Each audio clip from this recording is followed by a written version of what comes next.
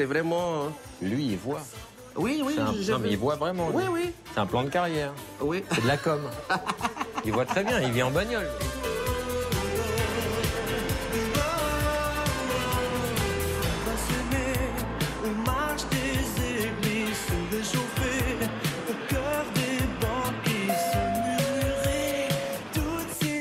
Bonsoir, c'est Sébastien Coé, patron. Oh, oui, c'est ça.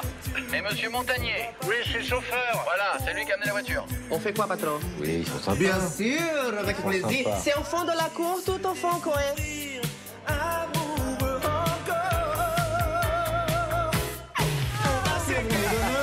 Stella, Ça va, monsieur Stella? ça va bien, super? Ça va? Ça va, Coé? Ça va bien? Ça va bien? Oh là, mais c'est... Je vous débarrasse? Ah, on est débarrasse, ça, ouais. Je vous débarrasse. On va s'aimer. Je vous laisse ma baguette magique, Bien Stella. sûr. Bon, Gilbert. Écoute, alors, Merci. Ça va, Gilbert? je me demande à quelle sauce on va être mangé. Voilà, monsieur Gilbert, je vais vous occuper de votre baguette. Oh, ben oui, ma petite Stella. Voilà. Ça commence. Je vais la mettre là, après. Ça sent la bonne soirée, en tout cas, déjà. Je vais vous faire mon gag que je fais à chaque fois. Ouais, qu'est-ce que tu fais? Qui marche super bien. Tu veux une bière? Ah, c'est bien. Tu veux une bière, Gilbert? Laurent, ça peut pas marcher. J'ai peur. Non, ça marche c'est une pas. vanne, mais il peut pas marcher. Je t'expliquerai. Gilbert, quoi de neuf? Tu fais quoi en ce moment? T'es dans les tournées? Non, je suis toujours photographe, tu sais. Ouais, non, je viens de sortir un bouquin, enfin, ça a été réédité. J'ai toujours su que c'était toi, c'est mon livre, c'est une vraie histoire, et ça a été réédité, là, il y a une semaine. Cool. Puis je compose. Et puis on vient de faire Star 80, il n'y a pas longtemps. Le film? Le film, avec mon Thomas Qui va Lardin. sortir en DVD. Exactement. Ça t'a amusé de faire du cinéma? Ah, j'ai adoré ça. J'ai adoré ça. Écoute, je t'assure, je savais pas que j'allais aimer ça. Je trinque avec toi, Gilbert, à la tienne. Et toi, Coé, tu tournes encore ton spectacle? Ouais. T'en as pas marre, là? Non, c'est bien. Et au début, j'étais flippé, je suivais tout. Maintenant, je m'amuse et je peux improviser un peu. C'est bien, ça. Ouais, parce que t'as la connaissance du véhicule, donc tu peux ouais. regarder le paysage maintenant. Là, T'es c'est un plus- bonheur. T'es plus sur la bagnole. Ah, quoi. les premières, c'était l'enfer. Les premières, tu penses qu'à ton texte, qu'à être bon, à dire pourvu que j'oublie pas un truc. Bien sûr. Le trou de mémoire, c'était mon angoisse. C'était un truc de dingue. T'as un prompteur. Ouais, j'ai fait mettre un prompteur parce que mais c'était pas pour moi. T'as un prompteur, toi, Gilbert aussi, on Non, a mais le c'est même. ça, les voyants, vous faites chier, parce que nous, on peut pas avoir de prompteur.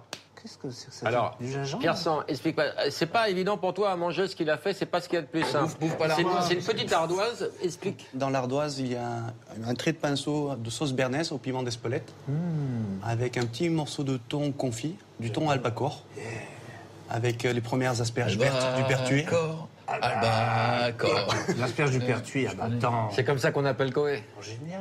L'asperge du Pertuis. Et c'est par personne ou ça veut dire qu'on peut en attaquer un deuxième? Parce que moi, j'ai une dalle de dingue. Sérieux? Non, mais je voudrais pas manger la part de Et t'es quelqu'un. pas au régime, là? Si, depuis ce matin. Oui, bah moi aussi, mais écoute, ce soir, on fait une exception. Ouais, ce soir. C'est pas tous les soirs qu'on vient, Mais quand même. c'est plutôt léger, ta cuisine, non? Oui, je fais très attention à ça. C'est vrai? C'est-à-dire que les asperges, elles sont à peine cuites. Il y a l'asperge que j'ai cuit même pas 5 secondes. Wow. Et les tagliatelles que vous pouvez voir vraiment fines. Oh, elles dis sont pas que frites. vous pouvez voir. Si, on les a vus. T'as le mépris de l'aveugle, hein? Mais non, je suis pas aveugle, c'est un coup de pub, tu sais très bien. depuis Un 40 jour, ans. un jour, il va faire. Et voilà. Un jour, ils vont lever les lunettes, tout le monde va faire merde. Comment tu cuis ça 5 secondes? Qui compte, jusqu'à 5. 5 secondes. 5 secondes dans l'eau? Et ça, tu as des questions encore plus cons que ça, ou tu peux... Non, on savait que t'étais con, là. Il avait raison, Drucker, hein. T'es vraiment un charcutier, hein.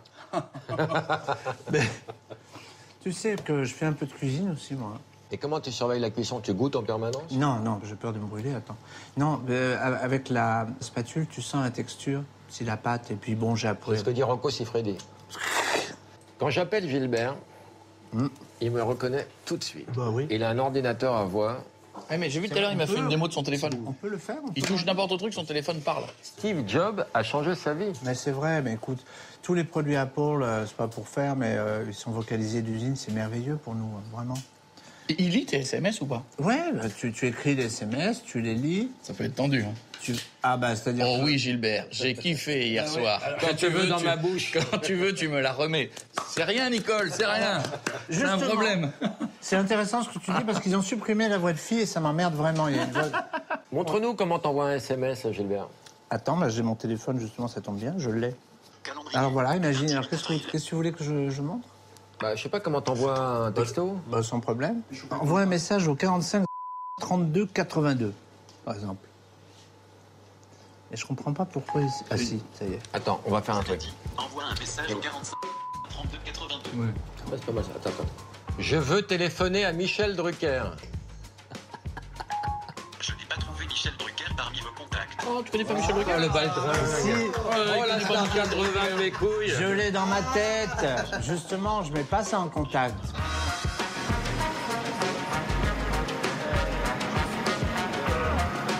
Appelez Coé.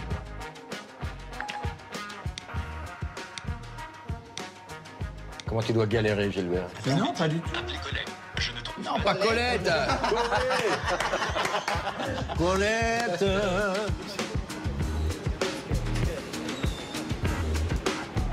Appelle quelqu'un, je t'en supplie. Appelle le 17. Peu. Ouais.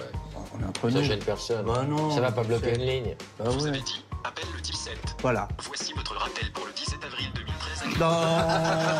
Hey.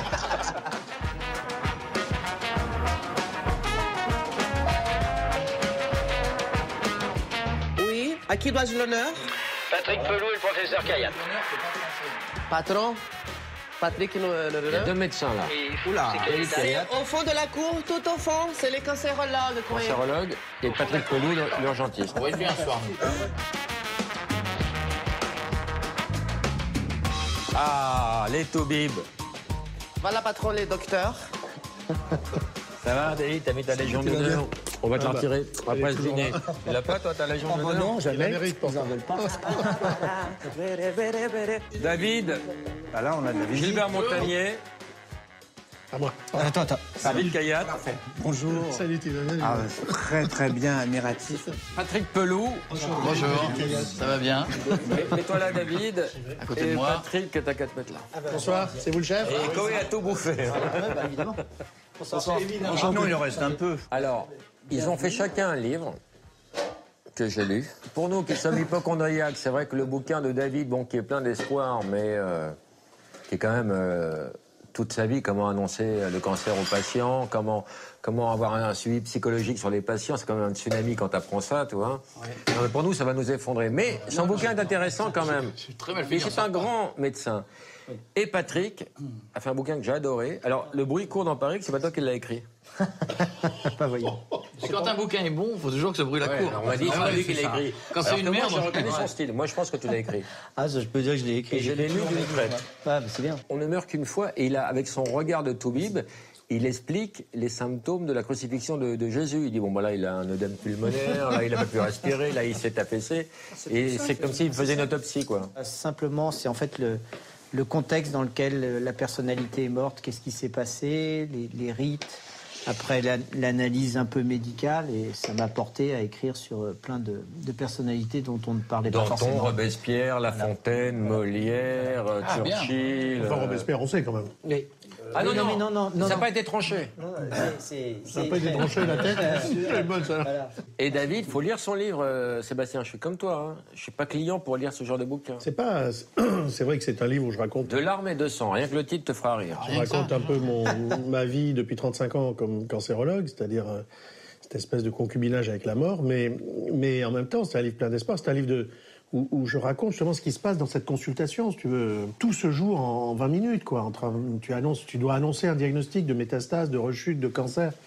Enfin, des choses extrêmement terribles. Et j'explique à quel point ce qui est important pour que ça marche, pour que ça réussisse, non pas le traitement, parce que ça dépend pas de nous, mais la qualité de cette relation qui fait que le malade va se battre ou pas, que le malade va y croire ou pas. Métastase, il a beau se battre. Si, il y a on peut en tout cas soit parfois guérir, mais en tout cas très souvent aujourd'hui vivre très longtemps. Mais à condition. Pierson a fait un sauté de métastase en plat. Ah, quand même. Ça me rappelait Avec une tumeur au foie très très bonne. Ah. Non, mais c'est très important parce que tu vois, il y a beaucoup de malades qui arrivent. Il y a des rémissions. Il y a des guérisons, il y a des rémissions, il y a surtout aujourd'hui le cancer on guérit 60% des malades atteints de cancer en France, à peu près. Sur les 40% qu'on ne peut pas guérir, les 2 tiers vont vivre très longtemps. C'est quoi, plusieurs années avec une maladie chronique. guérir. C'est cancer du foie, du Ah fumeur. non, on ne peut pas dire ça, parce que dans chaque cancer, il y a des guérisons et dans chaque cancer, il y a des rémissions. Pour que ça marche, il faut s'intéresser aux malades, quoi. Moi, tout ce que je veux dire maintenant, c'est qu'un bon médecin, c'est pas un médecin qui est excellent, c'est un médecin qui est gentil, au sens de bonté. D'écouter, de regarder, de s'intéresser à cette personne qui est en face de toi. Après, savoir quelle dose il faut faire de tel médicament, c'est marqué dans les logiciels, franchement... Non, mais les protocoles, il y en a qui contestent les protocoles et qui veulent amener de nouveaux protocoles. Mais la science évolue, c'est de la recherche, c'est vrai. Il y aura toujours des nouveaux protocoles parce qu'il y a du Et toi, maintenant, dans ton rapport aux patients, ce qui a changé, c'est que les gens se documentent sur Internet et quand ils viennent, ils connaissent le problème, ce qui n'était pas le cas avant. Non, ils croient le connaissent pas connaître. voilà. Ils croient le connaître. Ils C'est croient. dramatique. Parce qu'en fait, Internet, c'est bien parce qu'il y a des informations et même nous, ça nous aide pour le à cul. nous former. Même. Bon, mais surtout, pannes. ce qu'il y a de terrible sur Internet, c'est qu'Internet, dans les maladies, et notamment dans le cancer, c'est plein de types qui racontent leur histoire et qui veulent en faire une histoire exemplaire qui va servir à tout le monde. Or, le danger, c'est justement de s'identifier à ces cas-là. Tu as ton cancer à toi et tu vas le vivre à ta façon à toi. Parce que le type va décrire des symptômes que lui n'aura pas, il va décrire des complications que lui n'aura pas, il va décrire des échecs que lui n'aura peut-être pas. Donc si tu t'accroches à ce que tu as lu, tu as déjà perdu d'avance, tu as peur avant d'y aller. Et donc tout le travail, c'est de ramasser ces gens. Moi, mon métier, ma vie, c'est de ramasser des gens qui tombent. Mais David, quand j'étais jeune, mes parents me disaient, en l'an 2000, ce qui était pour nous une vision très futuriste, on aura guéri le cancer et réglé le cancer. Et ce ne sera pas réglé avant des lustres. Écoute, moi, quand j'ai fait mes études et que je suis devenu jeune cancérologue, mes patrons, Georges Mathé, Jean Bernard, etc., disaient dans les médias, en l'an 2000, on aura trouvé le traitement du cancer. Sauf qu'entre-temps, on s'est aperçu que ce n'était pas le cancer, mais les cancers, et que c'est immense, parce qu'on est passé de l'idée que c'était une maladie. Vers les années 2000, on pensait que c'était 200 maladies, c'est-à-dire poumons, côlon, sein, etc. Aujourd'hui, on sait que c'est à peu près autant de maladies que de malades. En quelle année on va guérir le cancer? Je ne serai plus là, depuis longtemps. Ah ouais, c'est super optimiste comme... Mais non, mais parce que les gènes qui provoquent l'apparition d'un cancer dans une cellule, un corps humain, c'est 1 million de milliards de cellules. Chaque jour, tu en fabriques 70 millions.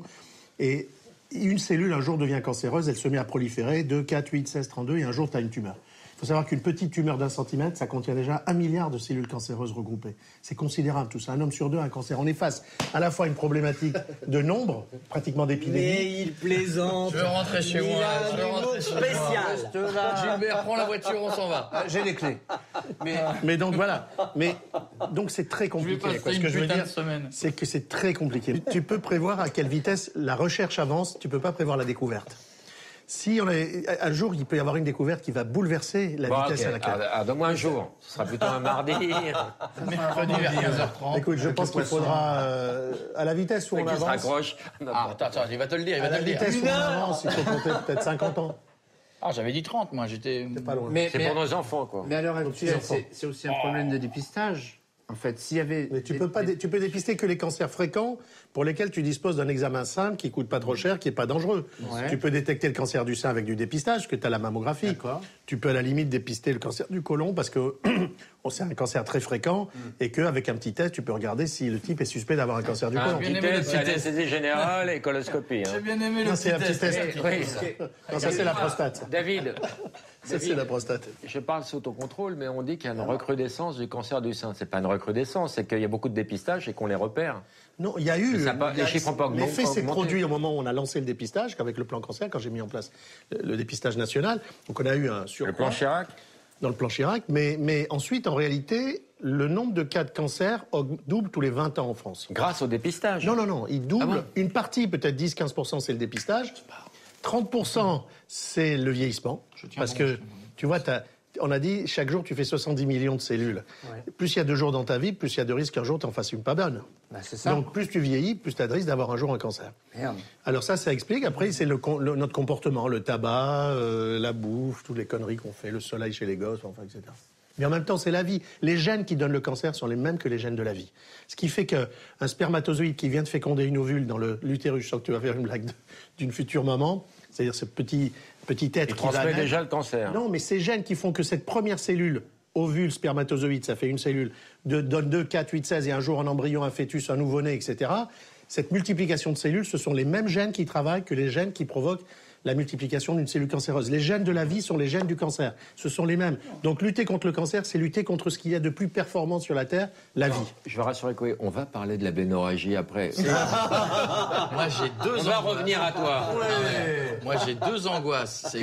C'est cancer et la rupture d'anévrisme. Je trouve que... Pourtant, on a vécu des ruptures. Là, on arrive, et le plus grand progrès qu'on ait fait, c'est l'infarctus du myocarde, où maintenant, entre la douleur thoracique, la régulation au niveau du SAMU et la prise en charge du malade, on a battu des records au SAMU de Paris, où il s'est écoulé 20 minutes entre le début de l'infarctus et la mise en place du malade sur la table de coronarographie, notamment sur Cochin ou l'hôpital. C'est quoi le délai? C'est 7 minutes, je crois, à Paris, les délais moyens d'intervention du SAMU. Je ne sais pas si vous vous rendez compte. Et à Suresnes.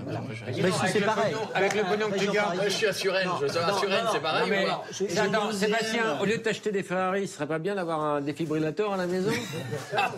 J'ai des rechargeurs de batterie, mais ça sert à rien. Et en fait, le progrès qu'on a fait là, sur l'infarctus, qui fonctionne, on est en train de le faire sur le cerveau.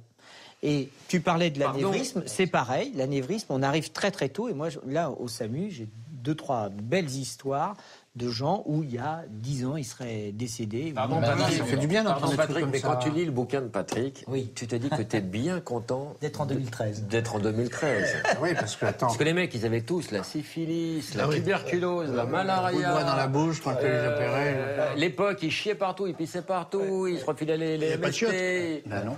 C'était des seaux, les mecs qui passaient avec des seaux. Quand ils décrivent jetés par la Versailles, fenêtre. Et Henri III, il a été tué, il était en train de déféquer, et il y a un mec qui est arrivé, qui lui a planté un coup de couteau dans le ventre, et comme il est était mort d'une assis... chaude lance. Il a fini Voilà. son truc. Et Henri n'ont pas eu de chance. Hein. Et Henri, non, ils n'ont pas eu de chance. Et Regarde Henri Lecomte en finale. Les Henri n'ont pas de chance. Les Henri, globalement... Moi aussi, j'ai une petite anecdote. Vas-y. Si je peux, vraiment, sérieusement. Un jour, on m'a... On est de l'autre côté. Oui, mais moi, je regardais David. Merde. Oh, les voyants. les voyants, c'est chiant. Oh, là. Raconte. Donnez-nous des foulards. Écoute, la grande récompense de nos métiers publics, d'après moi en tout cas, c'est quand on est appelé par des gens qui sont en détresse. Okay. Donc un jour, les parents d'une jeune fille m'ont appelé et elle avait une tumeur cérébrale qui était à peu près définitive, qui était assez grave. Mais moi, je ne savais pas. Bon. Et dans ce cas-là, je demande aux parents et tout ça de s'écarter parce que moi, je ne viens pas aller voir eux, mais je viens voir la personne en question. Tu expliqueras ça au juge. Mais quelle saleté ce Lolo, putain. Alors, je lui parle et évidemment, ce qu'elle disait n'était pas compréhensible du tout parce que elle pouvait pas. Donc, je lui dis écoute, te fatigue pas.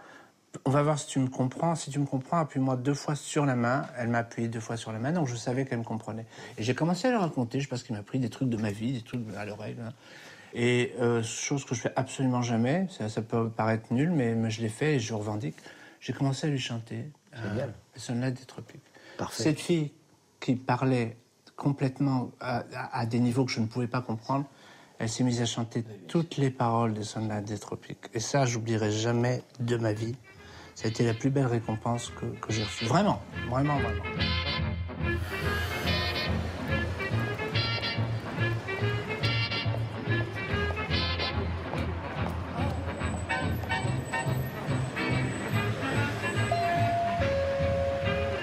Ah, des filles. J'ai pris des putes quand même. Hein.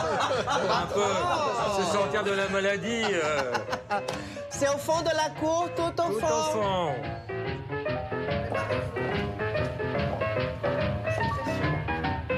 Les filles sont là, on va passer au salon. Magnifique, Asseyez-vous, les amis.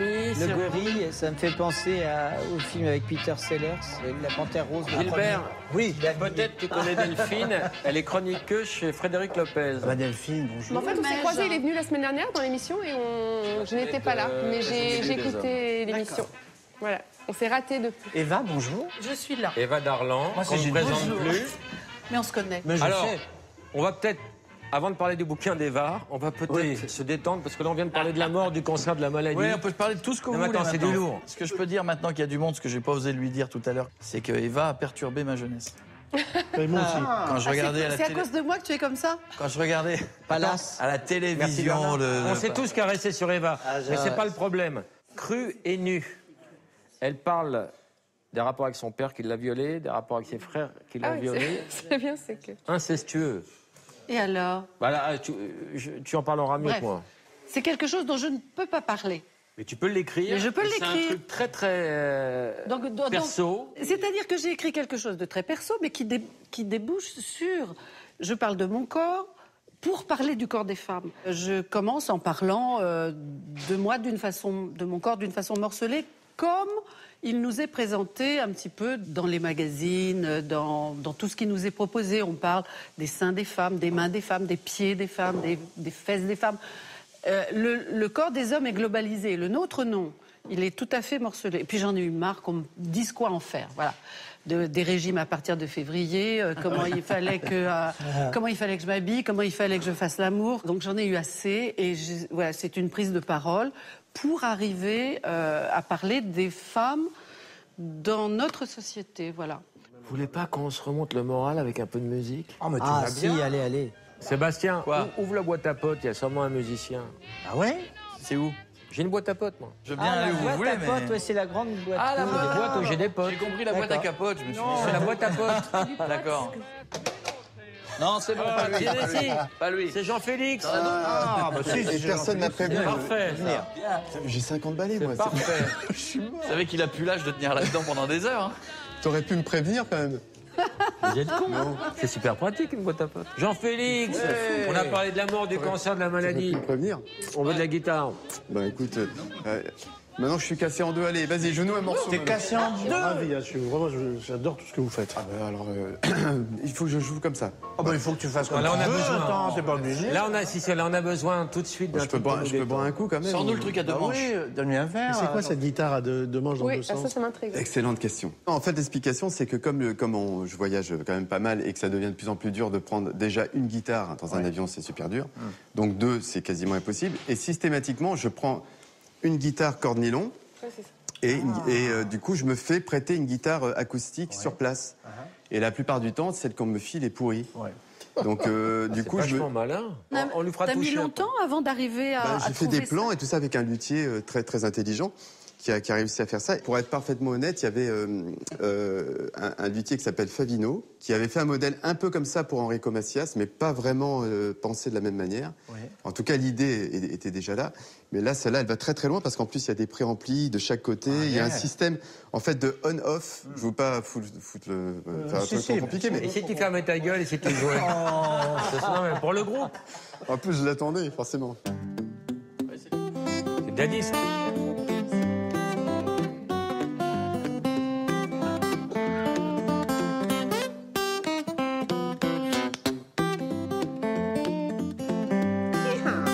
Hey, John. C'est ça. Cindy. Reste de la bière au saloon.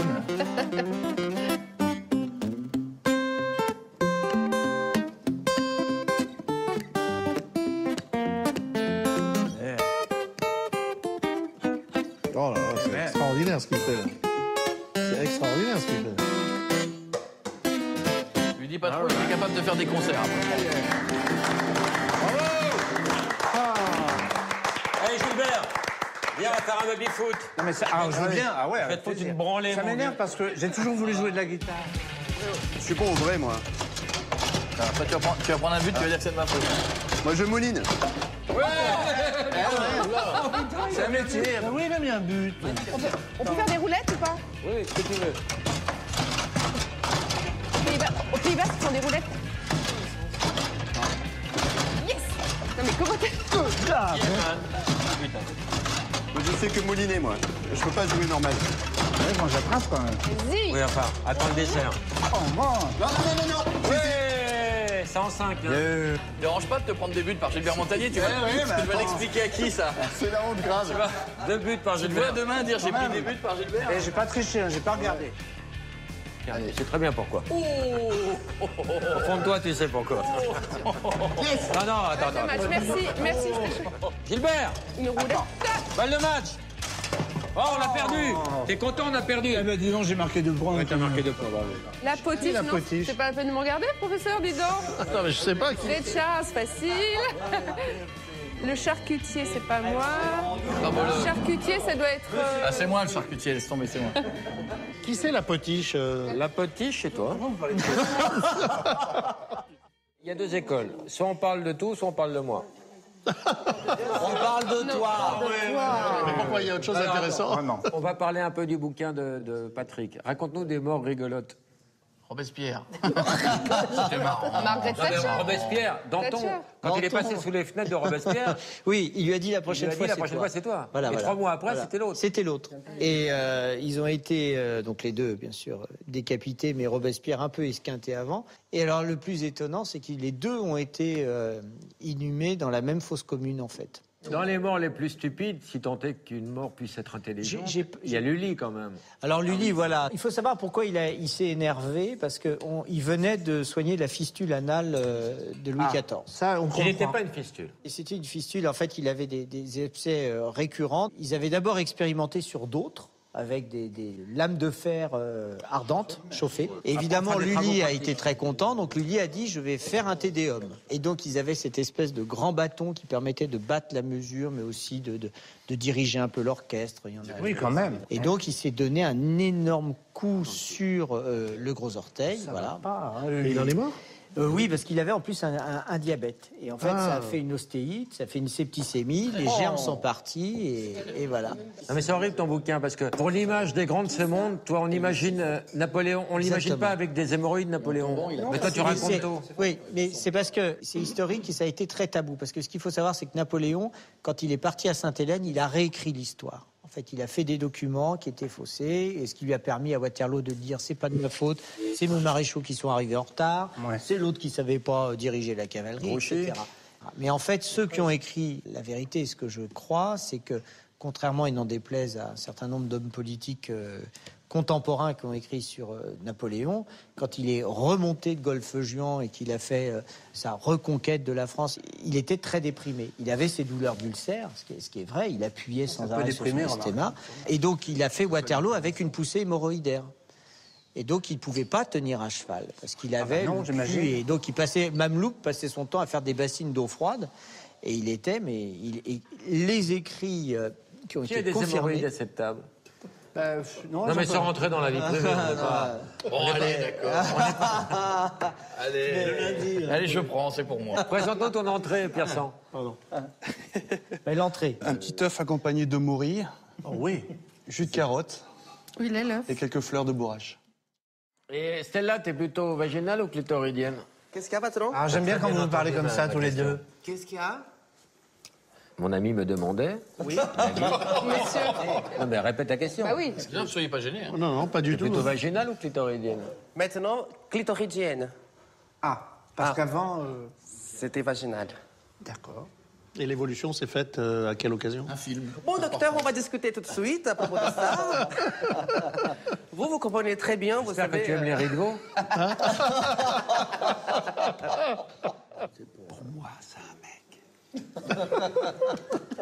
Moi, je pense que tu te fais des films. Moi, j'aimerais bien savoir si un homme peut se rendre compte de la différence entre une muqueuse créée et une muqueuse originale. Ah, papier crayon, là.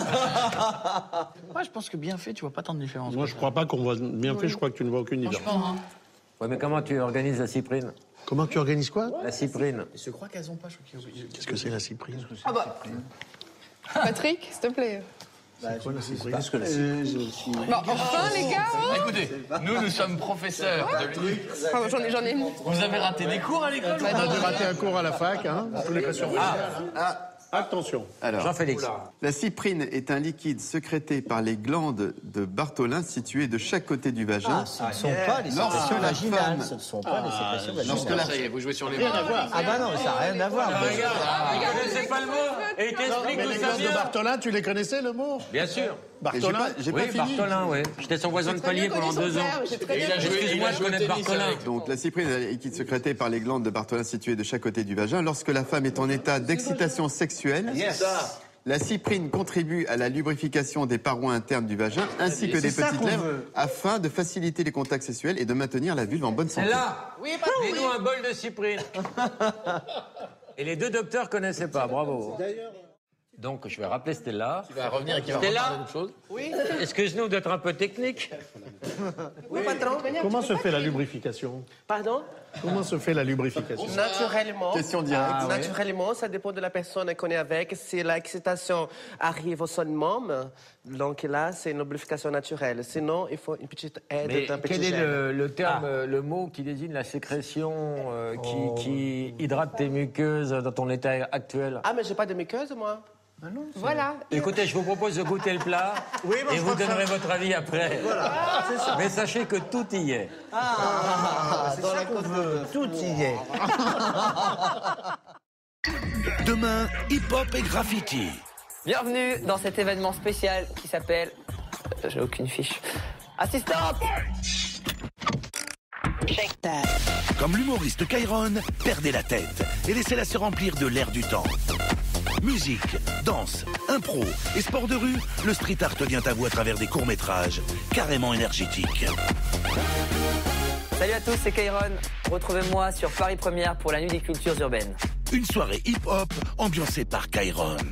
C'est demain à partir de 23h20 sur Paris Première. Pot-au-feu à la cyprine. Tiens, tiens, tiens, tiens. Oh là là, comment t'as levé le couvercle? Magnifique. Génial. Bravo. Et nous qui voyons. On dit maintenant que tu as un programme dans tes jeunes qui définit si tu vas avoir un cancer ou pas à tel âge ou... Non, alors dans 5% des cas, c'est vrai. C'est-à-dire que 5% des cancers sont dus à un gène que tu as hérité anormal, que tu as hérité de tes parents. Par exemple, tu as un gène qui s'appelle BRCA1. Si jamais tu l'as, si une femme l'a, une petite fille, une petite gamine, elle a ce gène, elle a 85% de chance d'avoir un cancer du sein dans sa vie. C'est aussi pénible que quand lui, il a un blessé très grave. Parce que tu dois parler à cette jeune femme, elle a rien. Elle a 30 ans, elle a rien, et la seule proposition que tu es capable de lui faire, c'est de lui dire, voilà, vous avez 85% de chance d'avoir un cancer du sein, 60% de risque d'avoir un cancer de l'ovaire. Bon conseil, et ça a été prouvé, que ça prévient vraiment la maladie, c'est d'enlever les deux seins, d'enlever les ovaires. Mais attends, tu peux pas faire simplement... J'ai pas dit que tu peux l'oblige de le faire. Des contrôles tous les 6 mois, point final, et non, la parce que le problème, c'est que les gens qui ont ce gène-là, ces femmes-là, elles ont une fragilité particulière de leur sein. Si on leur fait trop de rayons, en faisant des mammographies... Il s'agit pas de... Ah oui, la mammographie, c'est des rayons. Et donc, tu déclenches encore plus sûrement un cancer. Mais il y a quand même tu étais d'accord, il y a des cancers qui viennent par l'alimentation. 20%. C'est beaucoup, c'est énorme. Non, mais j'ai pas dit que c'est rien. Mais par contre, c'est pas en changeant ton alimentation que tu vas réduire de 20% ton risque. Non, mais attention. Moi, j'avais vu. C'est quoi la solution alors? Il n'y en a pas. Bah, vie. Une balle dans la tête. Voilà. Non, l'inverse. Vie. Vie et oublie, quoi. Voilà. Parce que toi, en tant que médecin, tu te conseillerais pas ton hygiène de vie. Toi, t'es un épicurien. Non, mais d'abord, je vais te dire, le problème sur le régime anti-cancer, 20% des cancers sont dus à l'alimentation, mais je dis bien, si vous suivez tous les conseils sur tout ce qu'on sait sur les liens entre ce que vous mangez et le risque d'avoir un cancer, vous réduirez votre risque peut-être de 1 ou 2%, j'ai marqué dans le bouquin. Donc, autant vivre.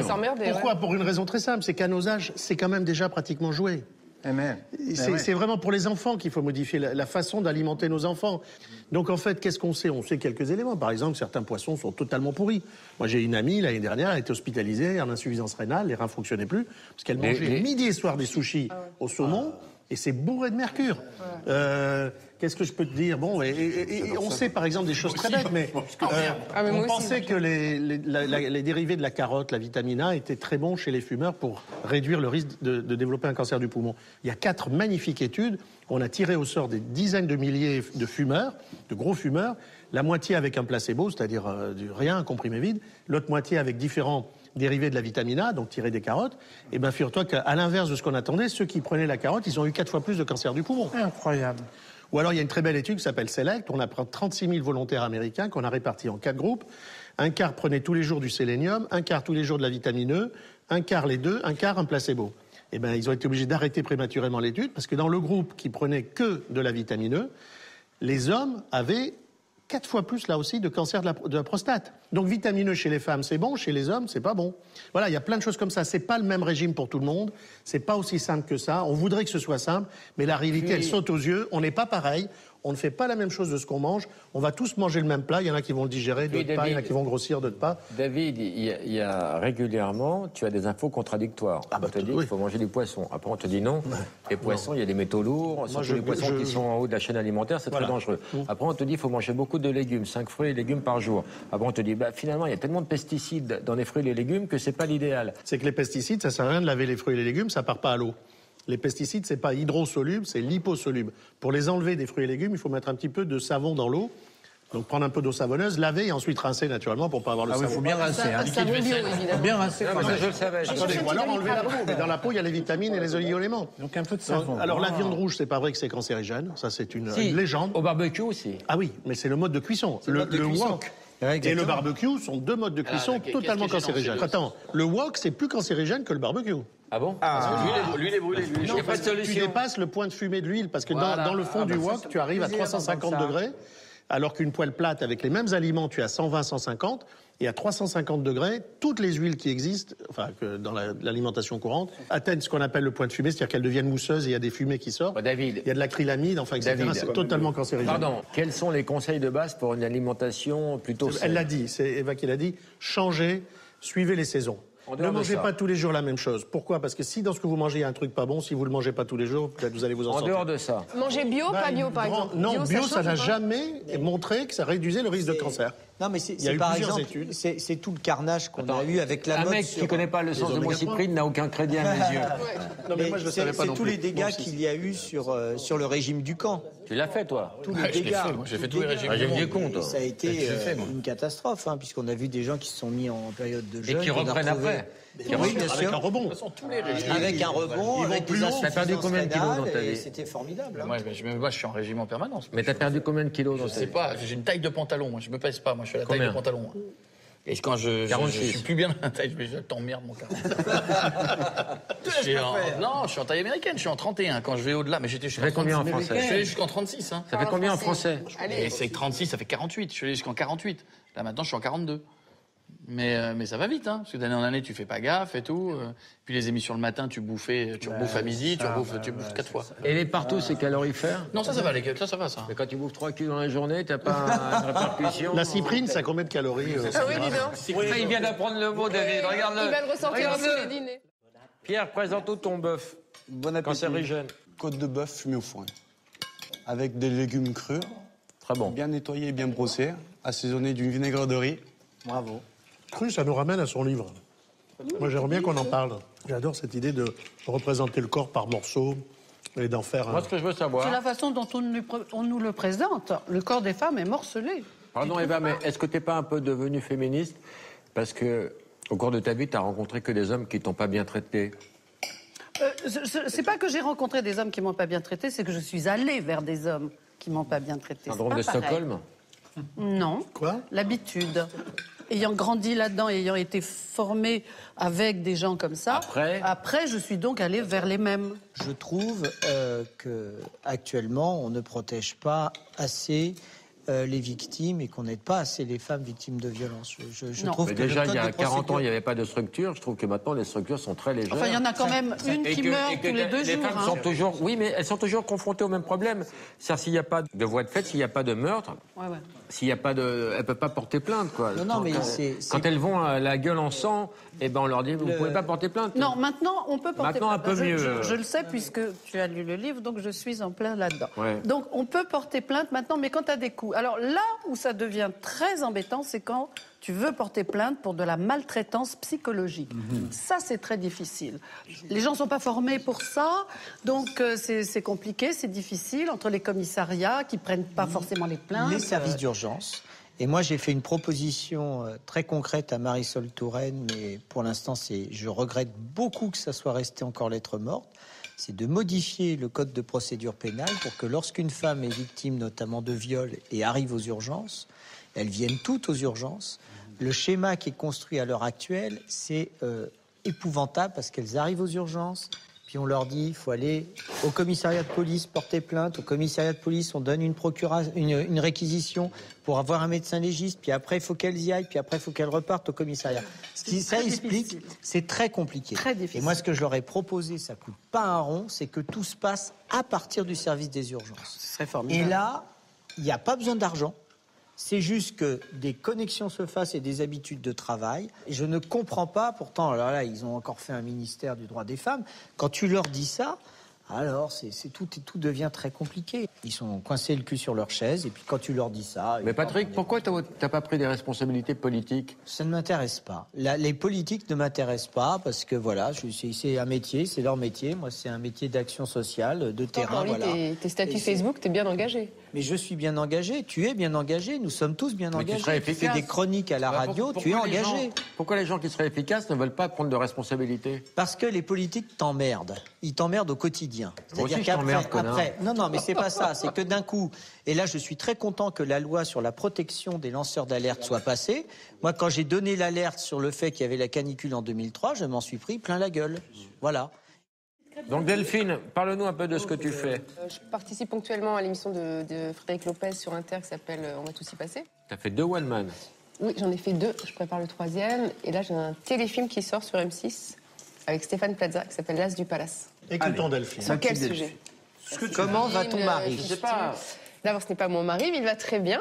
C'est mon amoureux, donc. Le plus grand pâtissier. Le pâtissier Christophe Michalak.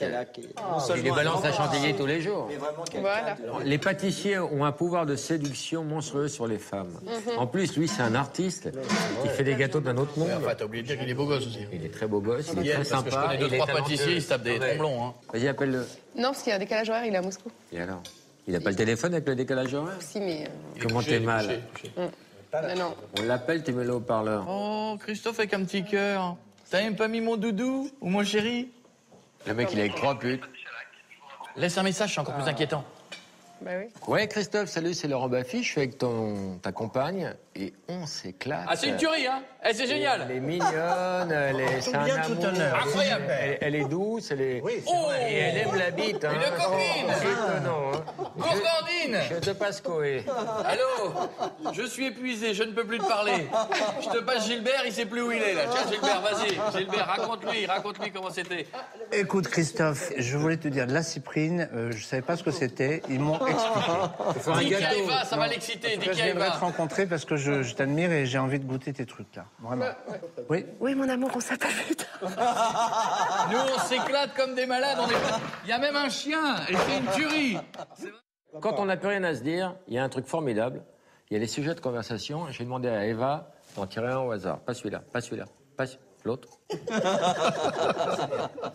a un compte en Suisse?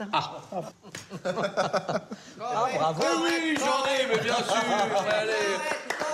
En plus du chien, David, Ça peut s'offrir. toi, t'as un compte en Suisse, David. Non, j'ai pas de compte en Suisse, j'en ai jamais eu. Ah, les yeux dans les yeux. Les yeux dans les Toi, yeux. non. J'ai déjà du mal à avoir un compte en France. Gilbert, tu gagnes beaucoup d'argent avec tes royalties. Oui, bien sûr. Toi, t'as du fric en caché à l'étranger. Oui, c'est sûr. Partout, d'ailleurs.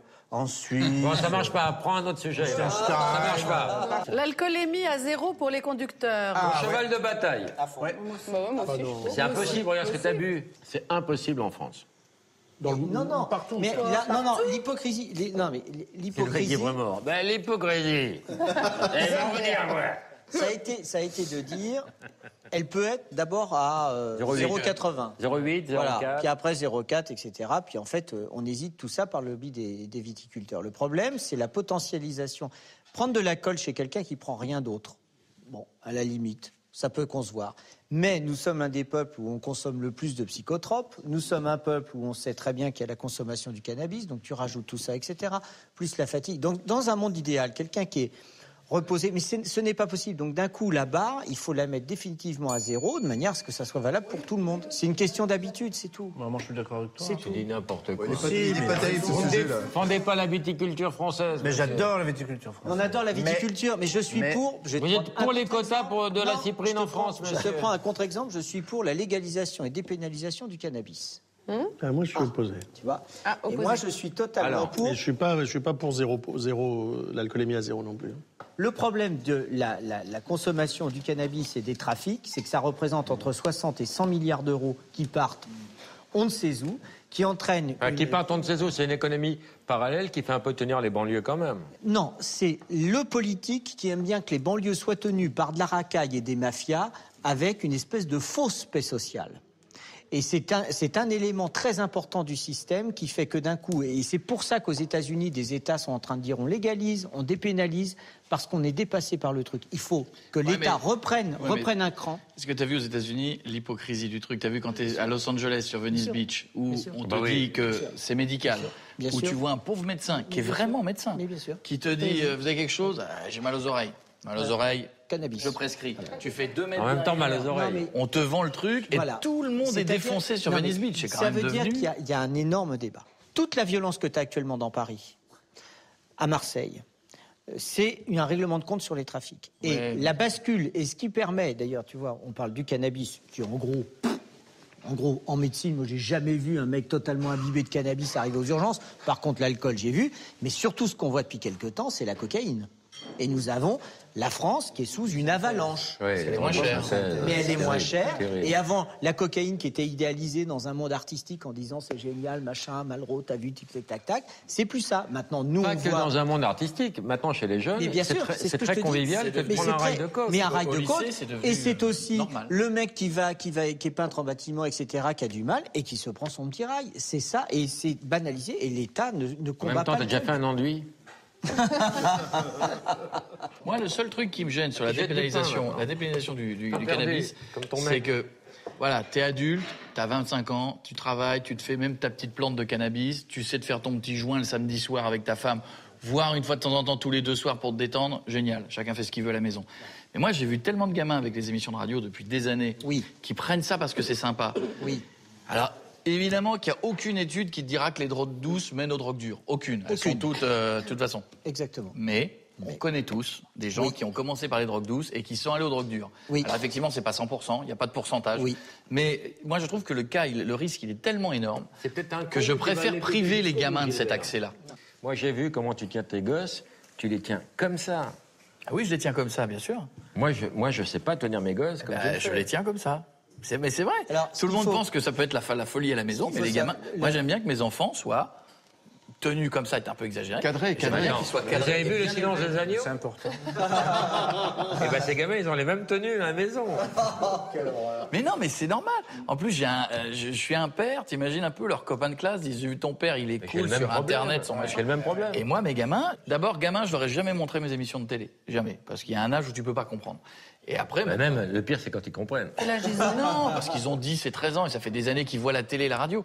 Mais parce qu'ils ont toujours compris qu'il y a un père à la maison qui rigole pas. Parce que je suis pas super le plus fun du monde à la maison. Et qui est plutôt, et qui fait attention à eux, etc. Et je déteste les mauvais rapports, les mauvaises notes, je m'en fous. Je préfère des mauvaises notes, mais un gamin bien éduqué, et que ce que je fais dans le poste, ça dépasse jamais certaines limites. Mais qu'à l'inverse, c'est de la déconne, c'est un métier. D'ailleurs, dans mes émissions, même si ça va loin des fois, il n'y a jamais un truc qui a débordé. Je rigole. Jamais. Tester la fidélité de votre femme, t'as eu des trucs insensés. Mais ça, c'est de la déconne. C'est des nanas qui disent, je pense que mon mari est infidèle, il y a une fille de chez moi, ils disent, teste-le. Voilà son numéro de téléphone, voilà ce qu'il aime, les petites, les grosses, et machin. Teste-le. Et alors, des fois, effectivement, t'as les mecs qui disent non, je suis marié, merci. Et dans ce cas-là, elles se parlent. Et c'est à base de je t'aime, mon chéri. Et puis, des fois, pas du tout. Et le type, au bout de 2 minutes, c'est envoie-moi des photos de toi à poil. Évidemment, je suis dispo ce soir.